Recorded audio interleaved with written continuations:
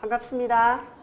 따뜻한 에너지, 행복한 에너지를 전하는 푸른 햇살 희망작가 김혜경입니다.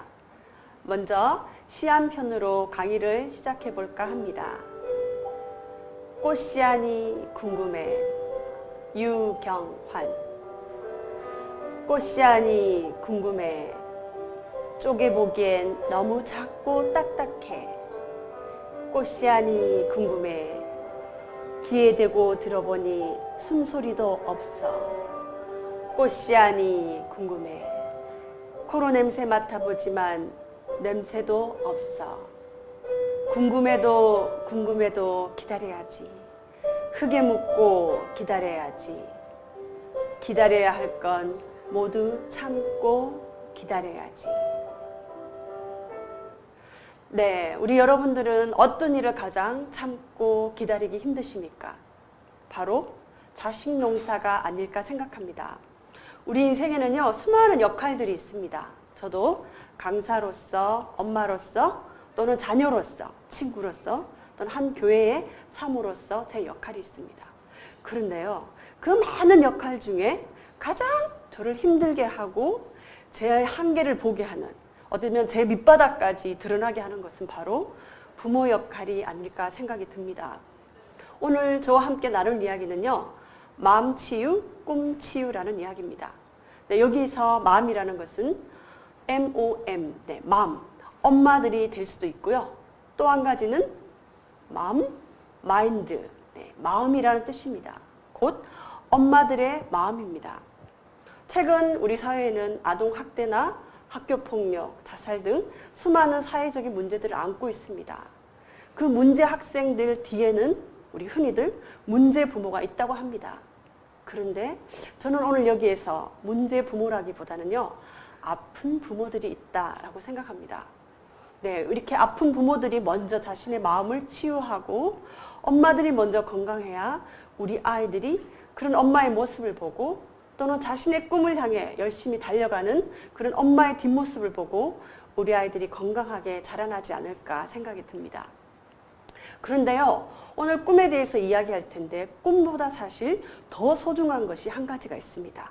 그것이 바로 뭘까요?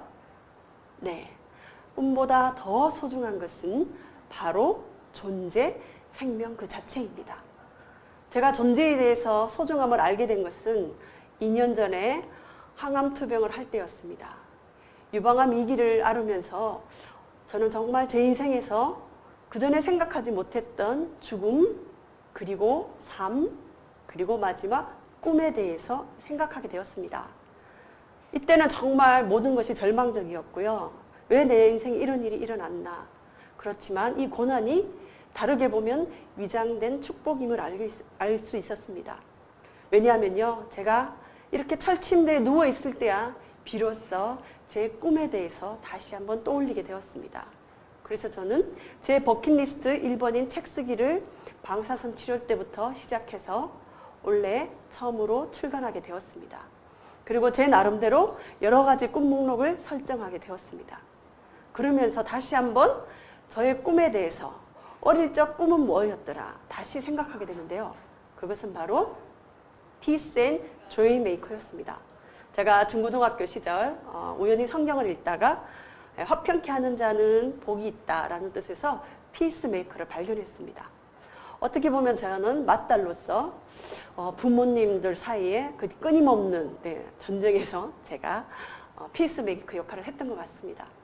그때 가졌던 피스메이커, 그리고 이왕이면 하나 더 조이메이커가 되고 싶다는 여고 시절 꿈을 다시 한번 생각하게 되었고요. 또 한 가지는 암세포가 아니라 해피바이러스를 내가 전국적으로 확산시키는 해피바이러스 강사가 되고 싶다는 꿈을 갖게 되었습니다. 그리고 최근에는요, 푸른 햇살 희망작가, 어둡고 암울한 곳에 밝은 햇살을 쬐어주며 절망 속에 희망을 전하는 작가가 되고 싶다라는 꿈을 갖게 되었습니다. 네, 이런 꿈들은요, 다시 한번 TNTQ라는 법칙에 의해서 새롭게 설정할 수 있습니다. 한마디로 타겟, 니드, 툴, 그리고 퀄리티입니다. 우리 아이에게 막연히 넌 꿈이 뭐니? 의사가 될 거예요. 변호사가 될 거예요. 그것이 아니라 어떤 타겟, 또 어떤 니즈를 가지고 내가 가진 툴, 어떤 기술로 어떤 세상을 만들고 싶으냐. 우리 아이에게 그렇게 꿈을 제시할 수 있는 부모들이 됐으면 합니다. 그렇다면요, 구체적으로 우리 자녀의 꿈을 위해서 우리가 어떤 부모가 되어야 할까요? 첫 번째는 공감하는 부모가 돼야 된다. 사실 저는 개척을 아주 우리 아이 첫 돌 때부터 시작을 했습니다. 우리 큰아이를 거의 제가 업고 안고 매 주일이면 그렇게 식사 준비부터 청소까지 1인 몇 가지 역할을 했습니다. 저는 참 열심히 살았다고 생각했습니다. 그런데 어느 날 우리 아이가 아프기 시작했습니다. 그리고 7살 때인가요? 이상한 질문을 했습니다. 엄마, 엄마의 꿈은 뭐야? 응? 엄마의 꿈은 우리 경민이가 정말 건강하고 행복한 거라고 얘기했습니다. 그런데 우리 아이가요, 거짓말. 엄마의 꿈은 에베네셀 교회 부흥이야, 부흥! 아니, 그 조그만 7살짜리 아이가 그 입에서 그런 얘기를 듣고 저는 다소 충격이 있었습니다. 더구나 1학년이 되어서 학교에 가서 정신건강검진을 했는데요. 소아우울증에 ADHD 등 여러 가지 복합적인 정신진단을 받게 되었습니다. 그때는 참 속상하고 억울했습니다. 나는 정말 열심히 살았고 내 아이를 사랑했지만 아이는 내 사랑을 받지 못했다고 생각했고 아이의 표정과 얼굴에는 전혀 생기가 없었습니다. 그런 아이를 데리고 소아정신과를 다니기 시작했습니다. 그리고 복지관에 놀이치료를 다니기 시작했습니다. 그때 했던 제가 가장 큰 일 중에 하나는요, 우리 아이의 별명을 새롭게 만들어주는 일이었습니다. 내가 너무 열심히 살았지만 어쩌면 그 사이에 우리 아이가 아픈 것을 제가 캐치하지 못했습니다. 그때 당시 우리 아이와 저의 관계는 정말 왼수가 따로 없었습니다. 도대체 내 속에서 어떻게 저런 애가 나올 수 있을까? 저는 이렇게 많이 울며 항변도 했습니다. 그러나 다시 한번 정신을 차리고 내가 그동안 쏟지 못했던 그 사랑, 우리 아이가 왜 아팠을까 생각하면서 우리 아이에게 별칭을 지어줬습니다. 그것은 바로 너는 우리 집에 첫 번째 보물이야, 보물. 그리고 그 이야기를 매일 밤 들려주고 안아주고 자장가를 불러주고 끊임없이 사랑을 주기 시작했습니다. 그랬더니요, 한 1년, 2년 조금씩 아이가 나의 사랑을 확인하기 시작했습니다. 그러던 어느 날 학교에서요, 하나의 쪽지를 가지고 헐레벌떡 뛰어왔습니다. 그리고 무심결에 저에게 던져주고 갔습니다. 거기에는 정말 삐뚤삐뚤하게 쓴 잘 알아보지 못할 글씨였지만 제 이름으로 된 삼행시가 적혀 있었습니다. 한번 해볼까요? 네, 김처럼 끓어오르는 엄마의 열정. 혜경이 엄마 짱. 네, 경민이를 사랑하는 우리 엄마. 네, 굉장히 보잘것없는 종이 한 장이었지만 저는 그동안의 수고가 헛되지 않았고 저의 눈물과 땀, 기도가 조금씩 다가오는 것을 느끼게 되었습니다. 그러던 그 아이가 이제는 중학생이 되었고요.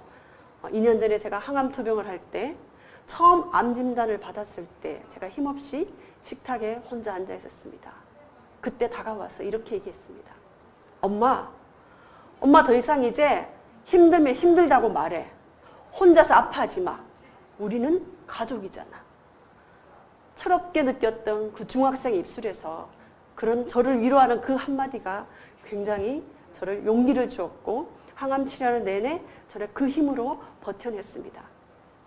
어쩌면 아파했던 그 아이의 마음을 제가 처음에는 몰랐지만 그 아이의 마음을 조금씩 들여다보다 보기 시작하고 무엇보다 제 마음에 여유가 생기면서 그 아이들을 지켜보게 되었습니다.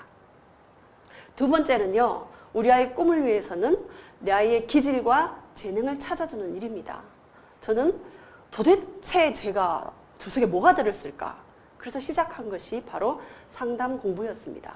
그 중에 다중지능연구소를 찾아가서 내 아이의 기질검사와 재능검사를 했습니다. 그리고는 제가 다중지능평가사가 되어서 공부를 했습니다. 어쩌면 지금의 제 모습은 우리 아이들, 아파했던 아이들과 한 걸음 한 걸음 걸어오면서 지나와서 현재 제 모습이 있게 되었습니다. 여러 가지 8대 지능이 있는데요. 그것을 통해서 우리 아이가 얼마나 다 바르게 그 안에 있는 에너지가 무엇인지를 찾아보는 일을 하게 되었습니다. 그리고 마지막 세 번째, 우리 자녀의 꿈을 위해서는요, 가족 스토리를 남기자라고 말하고 싶습니다. 좋은 가족 문화를 공유하는 일이죠. 제가 항암 투병 때요, 우리 가족들과 함께 가장 많이 간 곳은 바로 오락실이었습니다. 네, 우리 아이들과 함께 즐겁게 엄마 아빠가 했던 테트리스 게임과 그리고 핑퐁 게임 하면서 새로운 가족 문화를 만들게 되었습니다. 지금도 한 달에 한 번씩 가서 아이들과의 추억을 나누면서 즐거운 시간을 보내고 있습니다. 또 한 가지는요, 펀펀 요리데이. 제가 요리 치료를 통해서 또 아이들을 가르치는데 우리 아이들이 매달 한 번씩 요리데이를 만들어서 스스로 만들고 싶은 요리를 마음껏 만들게 하고 그것을 함께 나눠 먹는, 이웃과 함께 친구와 함께 만드는 시간, 그런 가족 문화를 만들게 되었습니다. 그래서 결국은 올해 어버이날 때 제가 받은 선물입니다. 네, 어버이날 선물로 이렇게 근사한 밥상을 선물로 받았습니다. 이 세상을 떠날 때 갖고 갈 수 있는 것은 물건이나 돈이 아닌 감동이라는 추억이다. 그리고 죽은 후에는 다음 세대에 남는 것은 자신이 품었던 뜻이다 라는 말이 있습니다. 먼저 엄마의 마음을 회복하시고 엄마의 잃어버린 그 꿈을 찾으시고 그 꿈을 또한 다음 세대에 전할 수 있는 우리 멋진 부모님이 되길 바랍니다. 세상을 바꾸는 힘, 바로 가정에서 출발합니다. 이 세상에서 가장 멋진 부모와 자녀가 되길 바랍니다. 귀한 시간 함께 해주셔서 감사합니다.